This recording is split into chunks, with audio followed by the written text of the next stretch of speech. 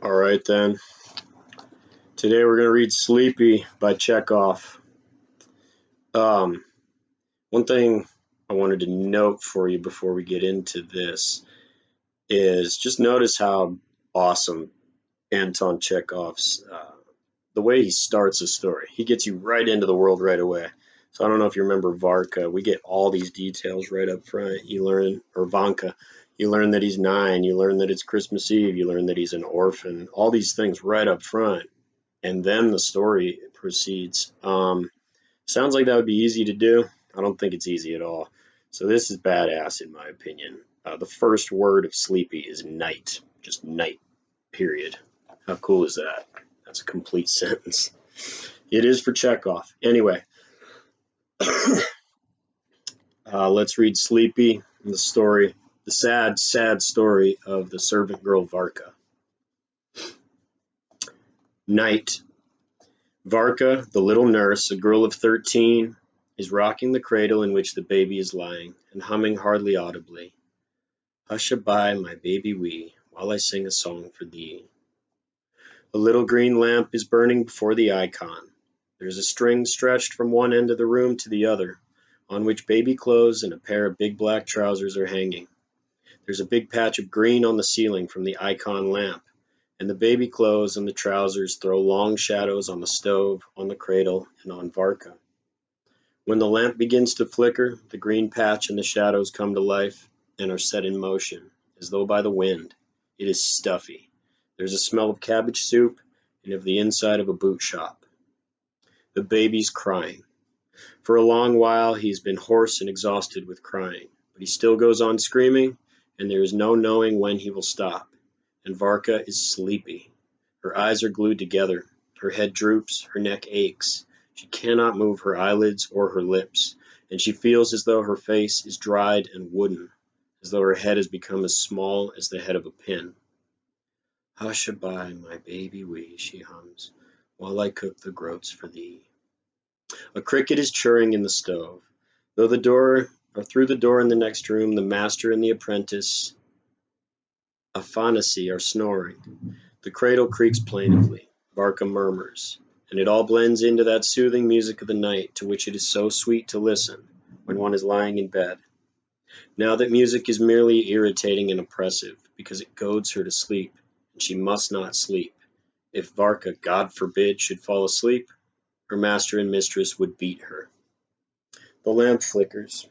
The patch of green and the shadows are set in motion, forcing themselves on Varka's fixed, half-open eyes, and in her half-slumbering brain are fashioned into misty visions. She sees dark clouds chasing one another over the sky, and screaming like the baby. But then the wind blows, the clouds are gone, and Varka sees a broad high road covered with liquid mud. Along the high road stretch files of wagons, while people with wallets on their backs are trudging along and shadows flit backwards and forwards. On both sides she can see forests through the cold harsh mist.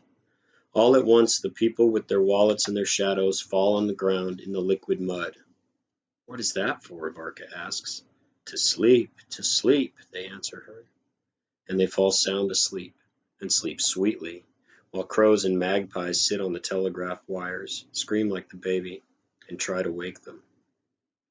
"Hush-a-bye, my baby wee, and I will sing a song to thee," murmurs Varka, and now she sees herself in a dark stuffy hut. Her dead father, Yefim Stepanov, is tossing from side to side on the floor. She does not see him, but she hears him moaning and rolling on the floor from pain. His guts have burst, as he says. The pain is so violent that he cannot utter a single word, and can only draw in his breath and clack his teeth like the rattling of a drum. Boo, boo, boo, boo. Her mother, Pelagaya, has run to the master's house to say that Yefim is dying. She's been gone a long time, and ought to be back. Varka lies awake on the stove, and hears her father's boo, boo, boo. And then she hears someone has driven up to the hut. It is a young doctor from the town, who's been sent from the big house where he's staying on a visit. The doctor comes into the hut. He cannot be seen in the darkness, but he can be heard coughing and rattling the door. "Light a candle," he says. "Boo, boo, boo," answers Yefim. Pelagaya rushes to the stove and begins looking for the broken pot with the matches. A minute passes in silence. The doctor, feeling in his pocket, lights a match. "In a minute, sir, in a minute," says Pelagaya. She rushes out of the hut, and soon afterwards comes back with a bit of candle. Yefim's cheeks are rosy, and his eyes are shining. There's a peculiar keenness in his glance, as though he were seeing right through the hut and the doctor. "Come, what is it? What are you thinking about?" says the doctor, bending down to him. "Aha! Have you had this long?" "What? Dying, your honor? My hour has come. I'm not to stay among the living." "Don't talk nonsense. We will cure you." "That's as you please, your honor. We humbly thank you, only we understand. Since death has come, there it is." The doctor spends a quarter of an hour over Yefim. Then he gets up and says, "I can do nothing. You must go into the hospital. There they will operate on you. Go at once. You must go. It's rather late. They will all be asleep in the hospital, but that doesn't matter. I will give you a note. Do you hear?"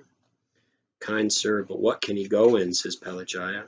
"We have no horse." "Never mind. I'll ask your master. He'll let you have a horse." The doctor goes away, the candle goes out, and again there's the sound of boo, boo, boo. Half an hour later, someone drives up to the hut. A cart has been sent to take Yefim to the hospital. He gets ready and goes. But now it is a clear, bright morning. Pelagaya is not at home. She's gone to the hospital to find what is being done to Yefim. Somewhere there's a baby crying. Varka hears someone singing with her own voice. "Hushaby, my baby wee, I will sing a song to thee." Pelagaya comes back. She crosses herself and whispers, "They put him to rights in the night, but towards morning he gave up his soul to God. The kingdom of heaven be his and peace everlasting. They say he was taken too late. He ought to have gone sooner." Varka goes out into the road and cries there, but all at once someone hits her on the back of her head so hard that her forehead knocks against a birch tree. She raises her eyes and sees facing her her master, the shoemaker. "What are you about, you scabby slut?" he says. "The child is crying, and you are asleep." He gives her a sharp slap behind the ear, and she shakes her head, rocks the cradle, and murmurs her song. The green patch and the shadows from the trousers and the baby clothes move up and down, nod to her, and soon take possession of her brain again. Again she sees the high road covered with liquid mud, the people with wallets on their backs, and the shadows have lain down and are fast asleep. Looking at them, Varka has a passionate longing for sleep. She would lie down with enjoyment, but her mother Pelagaya is walking beside her, hurrying her on.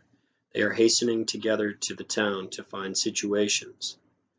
"Give alms, for Christ's sake," her mother begs of the people they meet. "Show us the divine mercy, kind-hearted, gentle folk." "Give the baby here," a familiar voice answers. "Give the baby here." The same voice repeats, this time harshly and angrily. "Are you asleep, you wretched girl?" Varka jumps up, and looking around grasps what is the matter. There's no high road, no Pelagaya, no people meeting them. There's only her mistress, who's come to feed the baby, and is standing in the middle of the room. While the stout, broad-shouldered woman nurses the child and soothes it, Varka stands looking at her and waiting till she is done. And outside the windows the air is already turning blue. The shadows and the green patch on the ceiling are visibly growing pale. It will soon be morning. "Take him," says her mistress, buttoning up her chemise over her bosom. "He's crying. He must be bewitched." Varka takes the baby, puts him in the cradle, and begins rocking it again. The green patch and the shadows gradually disappear, and now there's nothing to force itself on her eyes and cloud her brain. But she is as sleepy as before, fearfully sleepy. Varka lays her head on the edge of the cradle and rocks her whole body to overcome her sleepiness. But yet her eyes are glued together and her head is heavy. "Varka, heat the stove," she hears the master's voice through the door. So it is time to get up and set to work. Varka leaves the cradle and runs to the shed for firewood. She's glad. When one moves and runs about, one is not so sleepy as when one is sitting down. She brings the wood, heats the stove, and feels that her wooden face is getting supple again, and that her thoughts are growing clearer. "Varka, set the samovar," shouts her mistress. Varka splits a piece of wood, but has scarcely time to light the splinters and put them in the samovar when she hears a fresh order. "Varka, clean the master's galoshes." She sits down on the floor, cleans the galoshes, and thinks how nice it would be to put her head into a big, deep galosh and have a little nap in it. And all at once the galosh grows, swells, fills up the whole room. Varka drops the brush, but at once shakes her head, opens her eyes wide, and tries to look at things so that they may not grow big and move before her eyes. "Varka, wash the steps outside. I'm ashamed for the customers to see them."